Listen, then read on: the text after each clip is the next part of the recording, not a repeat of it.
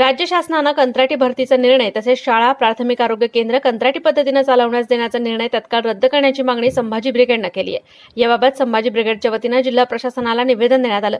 यावेळी राजेश परकाळे, संपूर्ण सावंत, राहुल भिंगारदिवे, अण्णासाहेब सावंत, अच्युत गाडे, सचिन काकडे, निलेशराज बोरुडे, डॉक्टर निळकंठ सावंत आदी उपस्थित होते। सन्माननीय मुख्यमंत्री महोदयांना एक निवेदन देण्यात आलं। जिल्हाधिकारी अहमदनगर यांच्या मार्फत ते निवेदन आम्ही पाठवलं। या विषय असा आहे की आता शासनानं नोकऱ्यांचं कंत्राटीकरण करण्याचा निर्णय घेतला आहे, शाळांचं कंत्राटीकरण आणि त्यानंतर खाजगीकरण करण्याचा निर्णय घेतला आहे, शाळा बंद करण्याचा निर्णय घेतला आहे। त्याचबरोबर शासकीय रुग्णालय आहे त्याचंही खाजगीकरण करण्याचाही या ठिकाणी निर्णय घेतलेला आहे। नोकऱ्याचं कंत्राटीकरण करण्याचा निर्णय घेऊन शासनानं लाखो तरुणांच्या भावनांना पायदळी तुडवलेला आहे। या ठिकाणी जो काही शासन निर्णय त्यांनी आता आणलेला आहे त्या माध्यमातून खाजगी पद्धतीनं नोकऱ्या भरती खाजगी कंत्राटी पद्धतीनं नोकर भरती केली जाणार आहे।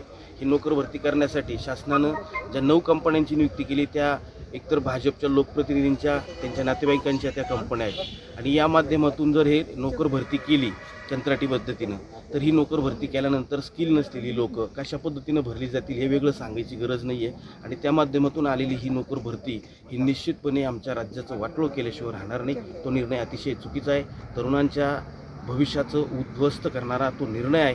संभाजी ब्रिगेड या निर्णयाचा निषेध करत असून तीव्र स्वरूपाचं आंदोलन छेडणार असल्याचं जाहीर करत आहे। त्याचबरोबर दुसरा निर्णय शासनाने घेतला की 20 पट संख्यापेक्षा कमी संख्या असलेल्या शाळा बंद करून एक समूह शाळा सुरू करायच्या आणि त्याही हळूहळू खाजगी तत्वावर चालवायला द्यायच्या। अशा पद्धतीने शिक्षणाचंही खाजगीकरण करायचं, कंत्राटीकरण करायचं धोरण शासनानं अवलंबलं आहे आणि ह्याही निर्णयाचा आम्ही निषेध करतो। आमच्या भागामध्ये जर आम्ही पाहिलं खेड्यापाड्यामध्ये वाड्यापस्त्यावर पाड्यावर अतिशय कठीण परिस्थिती आहे, दुर्गम भागामध्ये अतिशय कठीण परिस्थिती आहे, रस्ते नीट नाही आहेत। अशा परिस्थितीमध्ये त्या ठिकाणी त्या शाळा चालवल्या जात आहेत आणि ह्या शाळा जर बंद करून समूह शाळा केल्या तर त्या ठिकाणी विद्यार्थी खरोखर उपस्थित राहू शकतील का, पालक त्या पद्धतीत प्रयत्न करतील का आणि हजारो शिक्षक बेरोजगार होऊन जातील, शिक्षकांच्या नोकऱ्या जातील। अतिशय घातक असा हा निर्णय शासनाने घेतला, याचाही आम्ही निषेध करतो। तिसरा एक निर्णय शासनाने घेतला आहे तो म्हणजे सरकारी दवाखान्यांचं खाजगीकरण करण्याचा। हळूहळू त्यांनी ती सुरुवात केलेली आहे।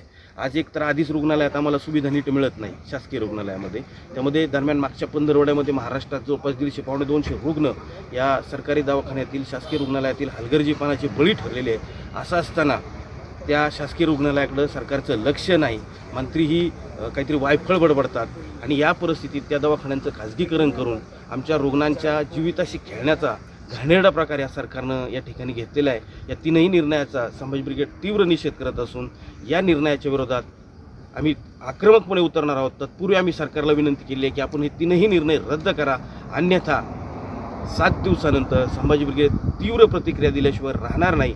हे तीनही निर्णय घेतानाच आणखीन एक महत्त्वाचा प्रश्न सध्या महाराष्ट्रात आहे तो म्हणजे आरक्षणाचा प्रश्न आहे। मराठा समाज, धनगर समाज, मुस्लिम समाज, धार्मिक समाज अशी वेगवेगळ्या समाजाची आरक्षणाची मागणी आहे। कुणी ओबीसीत मागणी करते, कुणी एससीमध्ये मागणी करते आणि सरकारनं सध्या OBC Maratha, SC Dhangar, OBC मुस्लिम न्हावी अशा पद्धतीचे वाद लावायचं काम सुरुवात केलेली आहे, भांडणं लावायचं काम केलेलं आहे। ओबीसी बांधवांना, एससी समाजातील बांधवांना ह्या सगळ्या घाणेरड्या राजकारणाचं षडयंत्रच समजत नाही। सरकारचं हे षडयंत्र आहे। नोकऱ्यांचं शिक्षणाचं खाजगीकरण केल्यानंतर त्या आरक्षणाचं महत्त्वच संपतं आणि हे समजत असूनसुद्धा विनाकारण आम्ही भांडत आहोत। भांडण्याऐवजी माझी सर्वांना विनंती आहे या विषयावर जागृत व्हा आणि या निर्णयांच्या विरोधात आपण या पुढच्या काळामध्ये आक्रमकपणे रस्त्यावर उतरा अशी विनंती मी समाज बांधवांना करतो। संभाजी ब्रिगेड मात्र तीव्र प्रतिक्रिया देणार आहे। केंद्र पंतांना कष्टकरी शेतकरी, कामगार, विद्यार्थी, तरुण, वयोवृद्ध या सर्वांचं आणि समाजाचं जे उद्ध्वस्त करण्याचं काम सुरू केलेलं आहे त्यांचं मिशन 2024चं टार्गेट डोळ्यासमोर ठेवून हे अतिशय घाणेरडं उद्योग ते करत आहेत आणि याचा भांडाफोड येत्या 7 दिवसामध्ये पत्रकार परिषदेच्या माध्यमातून हे कंत्राटीकरणाचा निर्णय असेल, खाजगीकरणाचा निर्णय असेल, वेगवेगळ्या प्रश्नांना, आरक्षणाच्या प्रश्नांना कशा पद्धतीने खेळवलं जातं, कशा पद्धतीने समाजामध्ये धर्मामध्ये भांडणं लावत आहेत, या सर्वच बाबींचा भांडाफोड त्या 7 दिवसामध्ये पत्रकार परिषदेच्या माध्यमातून संभाजी ब्रिगेड केल्याशिवाय राहणार। तर जे आपल्या सरकारने जे गव्हर्नमेंट प्रॉपर्टीचं जे खाजगीकरण करण्याचं जे सुरू केलं आहे, म्हणजे सतत वेगवेगळ्या आपण न्यूज ऐकत असतो, याचं खाजगीकरण झालं त्याचं आणि तेही समाजातील बड्या उद्योजकांना माझं तर असं म्हणण्यात येतं की विकलं असं म्हटलं तर त्याच्यात काही चुकीचं ठरणार नाही आहे। तर ह्याचा सर्वात जास्त जर तोटा त्याचा जर सफर होत असेल तर तो समाज होतोय आणि तोही गरीब. शाळा असतील, कॉलेज असतील किंवा सर्व्हिस नोकऱ्या असतील याच्यावर त्यांच्यावर अन्याय होतो एक प्रकारचा.